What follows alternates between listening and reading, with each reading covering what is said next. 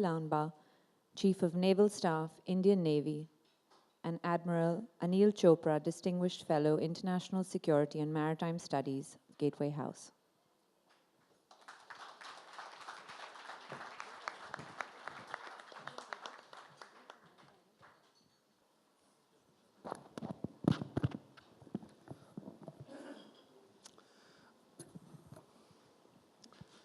Ladies and gentlemen, distinguished guests, a very good evening to all of you.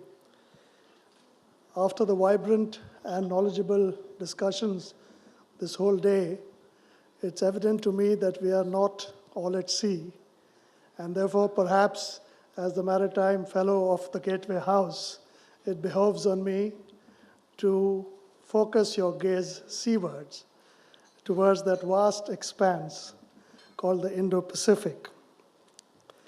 It is a recent construct, first named by Prime Minister Abe in 2008, but it spans 3 continents and 2 oceans. And it is, as we all know, critical for the world's economy and trade. But why is it so much in focus? Because besides becoming the center of gravity of the growth of the world economy, it is also the most conflict-ridden area of the globe, with many strains of fundamentalism, nationalism, traditional and non-traditional threats. It is now called the Indo-Pacific because there has been global realization that the fast accelerating interdependencies between the Indian Ocean and the West Pacific have created a single strategic system. We all know a fair amount about the Indian Ocean, but suffice it to say, when you connect it to the West Pacific, you are looking at a canvas of competition, conflict, and cooperation, which is huge, with 60% of the world's population and about 50% now of its economic product. It is full of combustible hotspots, from piracy in the Horn of Africa to the turmoil in West Asia to AFPAC, and then further east to the South China Sea imbroglio and North Korean pyrotechnics in the Sea of Japan. No wonder the world is concerned about the Indo-Pacific and its waters, and also its very narrow access points, which we call choke points, and especially so Hormuz, Bab el-Mandeb, and of course Malacca. What I would like to only say is that the whole region is militarizing to some degree, but that can be a good thing and a bad thing if stability is thus enforced. There are many nuances, both concerned with geoeconomics and geopolitics. And I can think of no one better to convey to us the various forces and nuances at play than Admiral Sunil Lanba, our present Chief of the Naval Staff and Chairman Chiefs of Staff Committee, the senior-most military officer in uniform today. Admiral Lanba has had a very distinguished career over 4 decades, and prior to taking up his present assignment, he was here as the Commander-in-Chief, Western Naval Command, prior to which he also was the CNC Southern Naval Command, the Vice Chief of Naval Staff, and the Commandant of the National Defense College. A very wide and varied experience. He's also commanded many frontline warships, including the Mistral destroyers, Mumbai and Ranbajay. Without further ado, let me now invite Admiral Lanba to the podium for his views on the portents and possibilities in the Indo-Pacific. Thank you.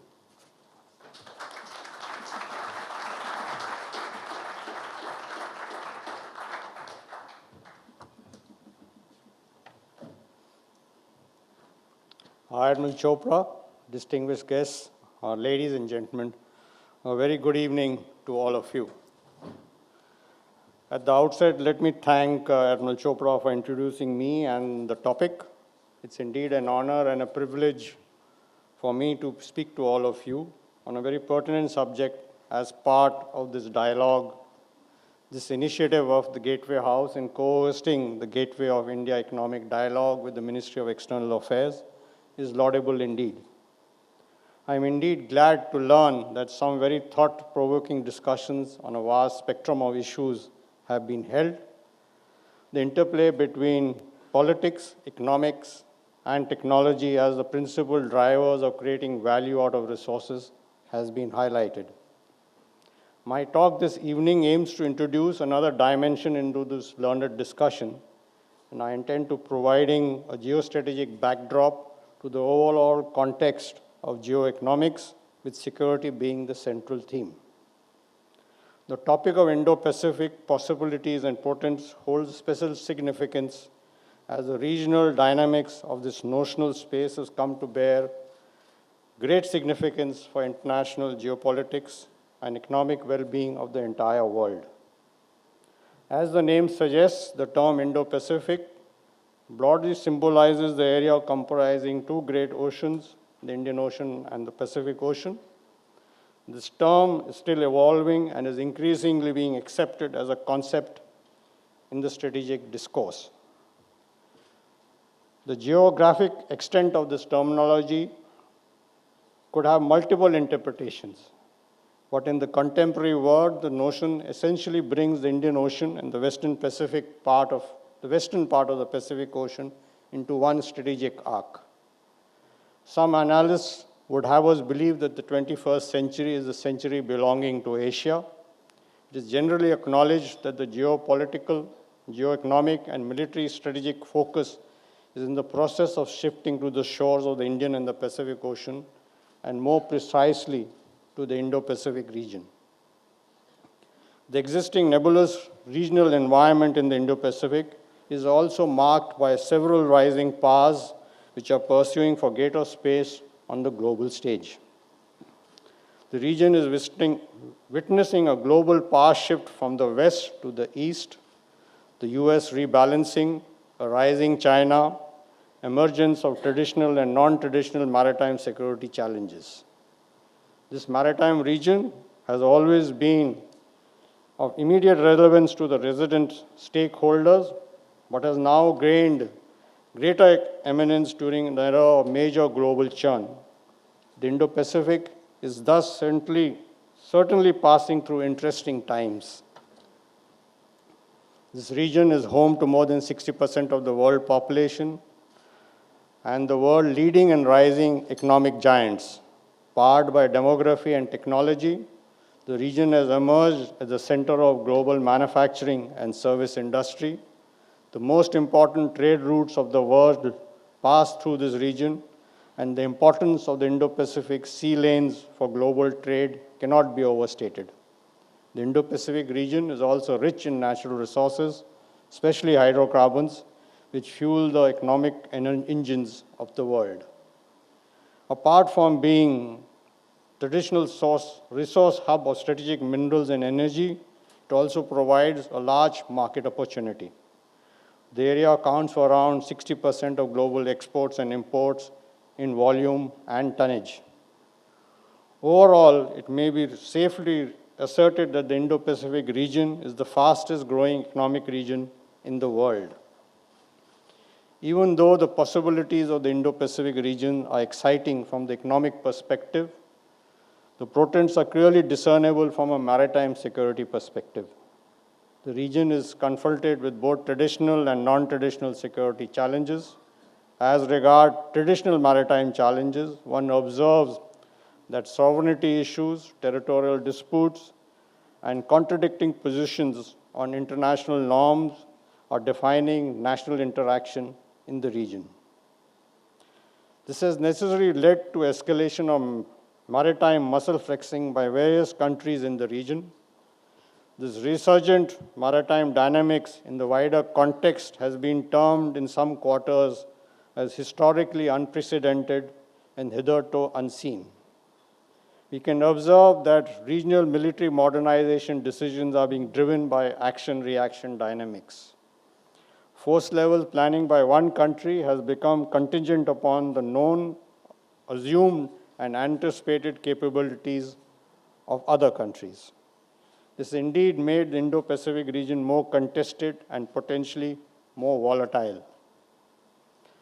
What is interesting to note, however, is that nations with vastly differing international views and divergent national interests are at the same time significant trade partners and are economically well connected. It is a tremendous balance where nations of the region committed on one hand to the pursuit of economic growth are also displaying a concurrent desire to bolster the capability of their armed forces. This current pursuit of growth and defense has given rise to an interesting situation in international relationships. States are now seeking to cooperate with one set of countries for economic gains, while security-related issues, they are dependent upon another set of countries. Quite naturally, the contradictions are also emerging within this narrative. Organizations, both international and regional, created for enabling cooperation among countries of the region are being undermined through unilateral policy pronouncements and display of economic hegemony by some countries. In addition, the maritime economic arteries passing through the region are increasingly becoming vulnerable to non-traditional threats. While the world has managed to keep the menace of piracy in the Gulf of Aden suppressed for some time now, 5 incidents of piracy and 80 incidents of armed robberies have been reported in this region in 2016 itself. Most of these attacks were claimed by terrorist groups based in Philippines. These are indicative of trends where distinction between traditional piracy and maritime terrorism is fading rapidly. The foremost victim of piracy and terrorism is in our oceans are maritime trade and commerce. Coordinated patrol and enhanced surveillance by littoral states have helped improve the situation. However, the area continues to remain vulnerable to these asymmetric threats. Steady economic growth has created a regional hunger for resources, which is being fed through the medium of the ocean. Any disruption of oil or trade flow in the region will have a detrimental impact on the regional as well as global economy. Therefore, it becomes essential that peace and security prevails in this region. Maritime security has thus now expanded to encompass issues such as human security and adverse effect of climate change. The increasing population density and urbanization is already creating stress on natural resources. The environmental impact of these phenomena will manifest as economic, social, and political challenges to the countries of this region. In the maritime domain, pollution and illegal, unreported, and unregulated fishing would serve as proven precedents to illustrate this point. These pose a threat to ocean ecosystems and sustainable fishing, consequently leading to shortage, social tension, and increasing insecurities in the region. The Indo-Pacific region is also prone to natural disasters, which lead to large-scale human suffering.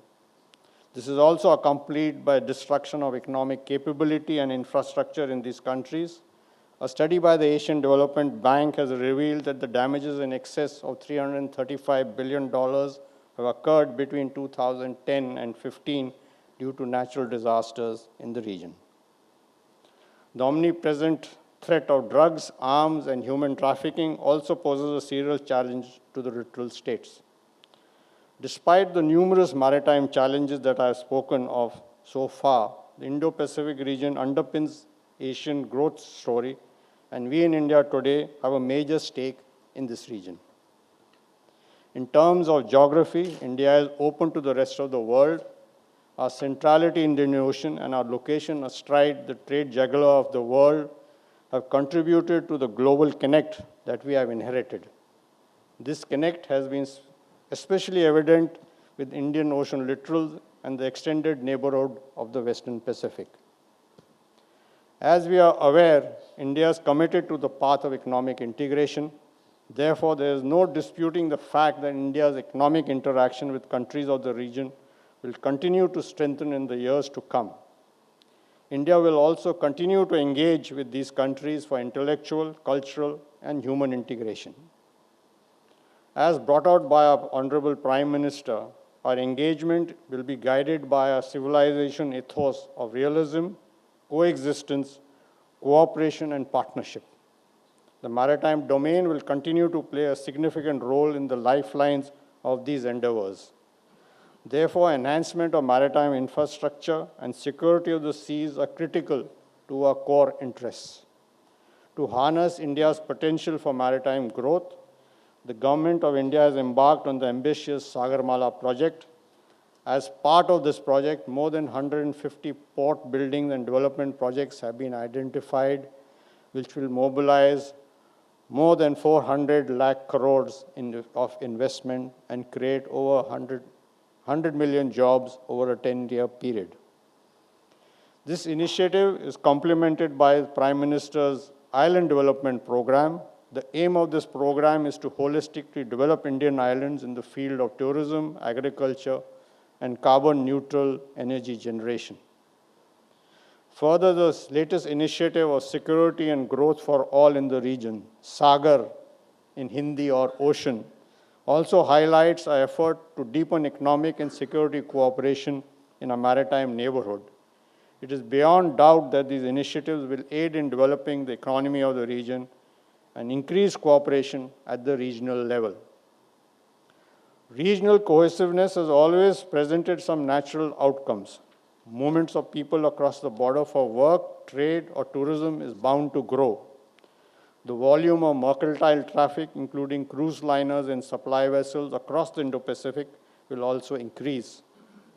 These will place additional demands and responsibilities on the Indian Navy as well as other maritime agencies in the region.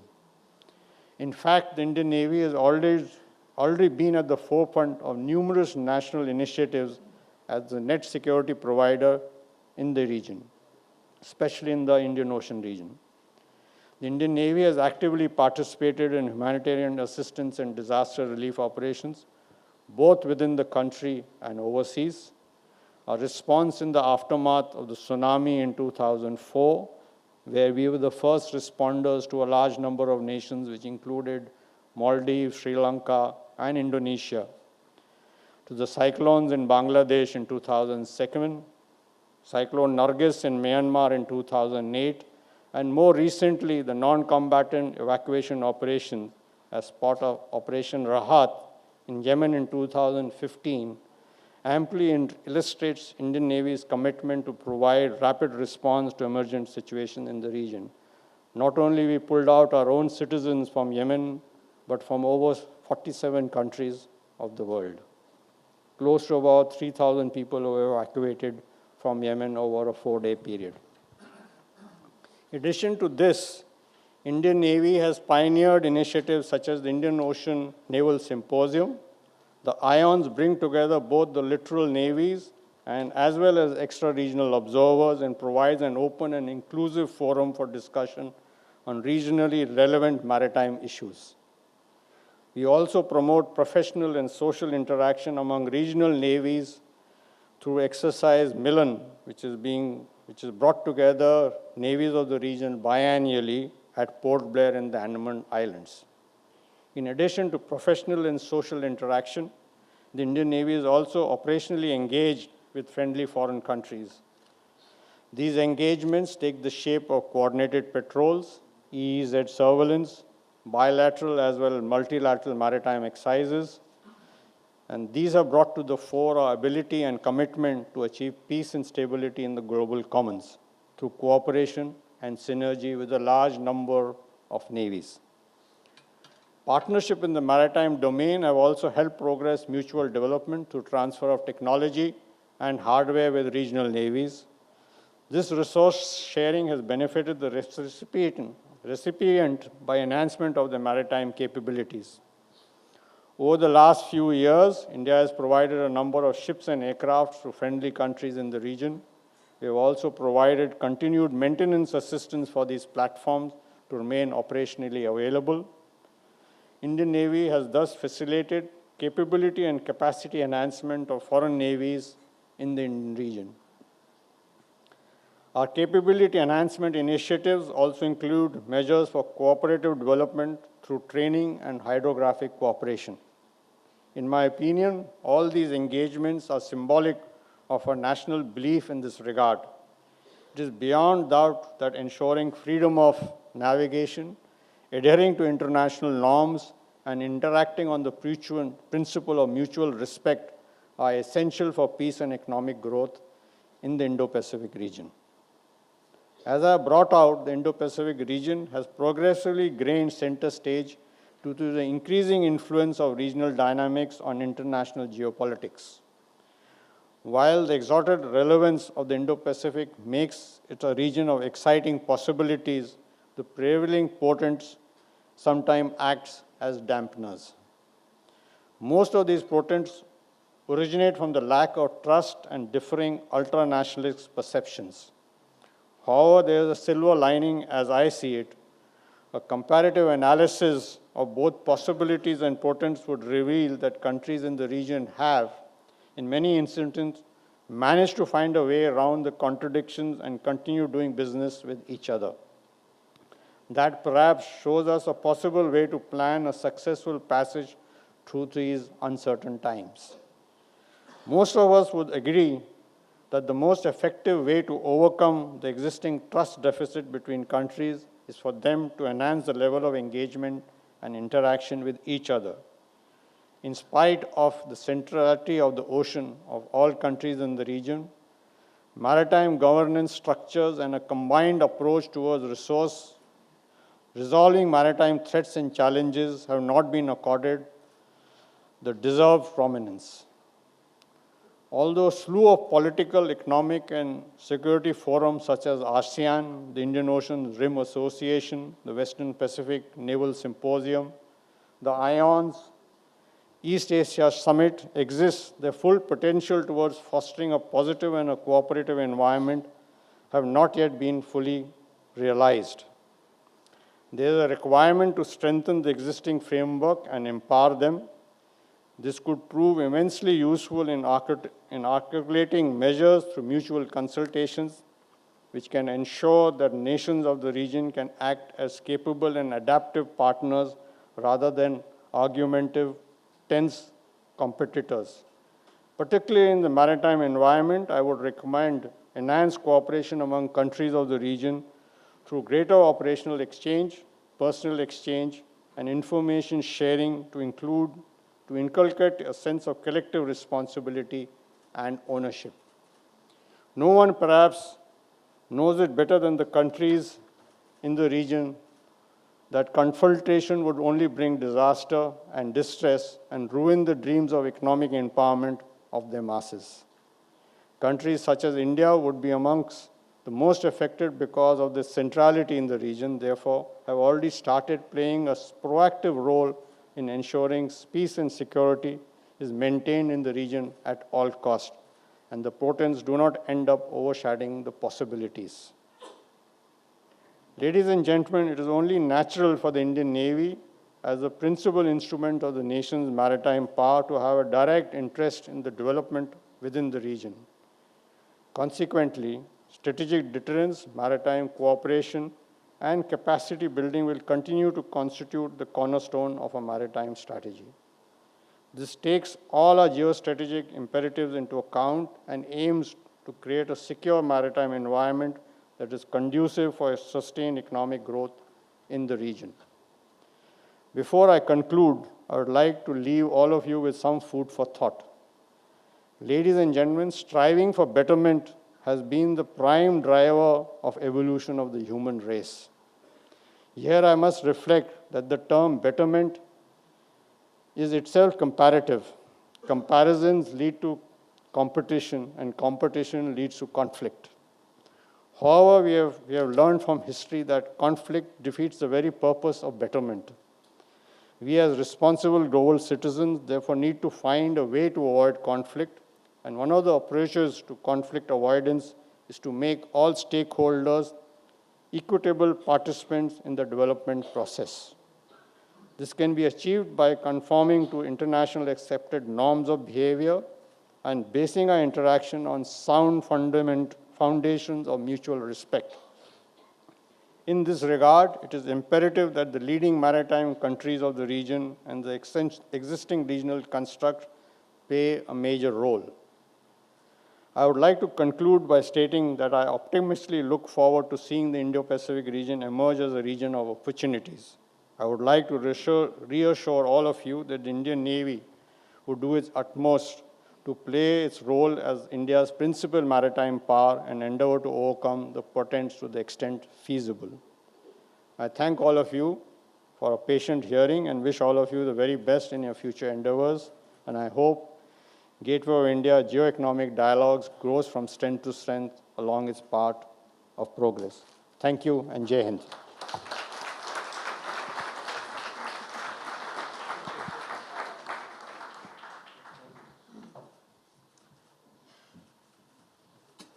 The CNS has kindly agreed to take a few questions from the audience and deferring to the dictates of time.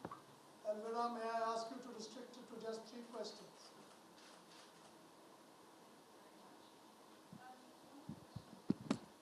Mike.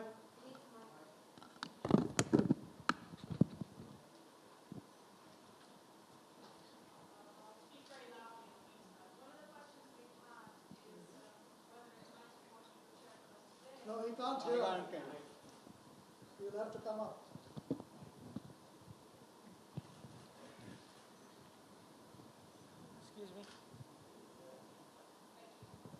Thank you. Excellent.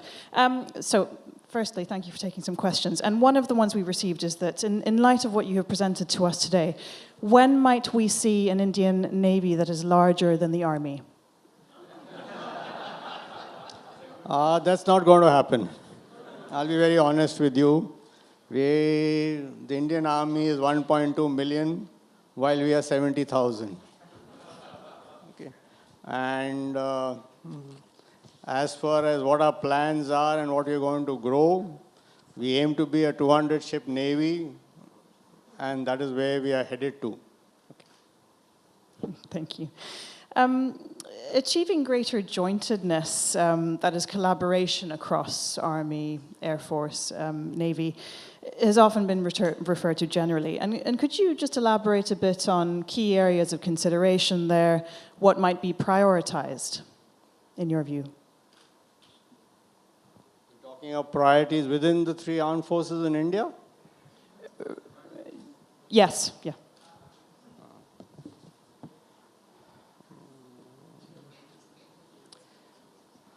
Our country is located where it is located. We have disputed borders on both our west and the north. We have a very busy sea line which crosses very close to our coastline. We have coastal security challenges in our country. And I think the divide or the division of how the armed forces are constructed at the moment and what's the growth potential, I think is ideal to look after the challenges and take our national interests forward. Thank you. Another question from the floor is, how do you think that the Indian Navy, which is equipped and organized structurally and doctrinally to overcome conventional threats, will address security issues which are non-traditional, such as pollution, human trafficking, even fishing, for example, and which have jurisdictional and legal concerns as well? Most of these, like fishing, pollution and all, is the charter of the Indian Coast Guard. And they are ideally equipped in their platforms to handle these issues. And the Indian Navy doesn't play a major role in looking after these challenges. Okay. Now a question on the very always topical issue of cyber security. Given all of the security challenges that are faced worldwide and indeed by India, could you say a bit more about, again, on collaboration, shared cyber command across the Indian armed forces and where you see this heading? We are in the process of setting up a cyber agency. We already have a tri-services organization in place which looks after cybersecurity challenges. It's doing yeoman work at the moment. We are first going to develop a larger cyber agency, and thereafter, hopefully, that will go on to make a cyber command, which is going to be an inter-services, tri-services organization. Thank you. I think we have run out of time. Ladies and gentlemen, a round of applause for the traditional balance.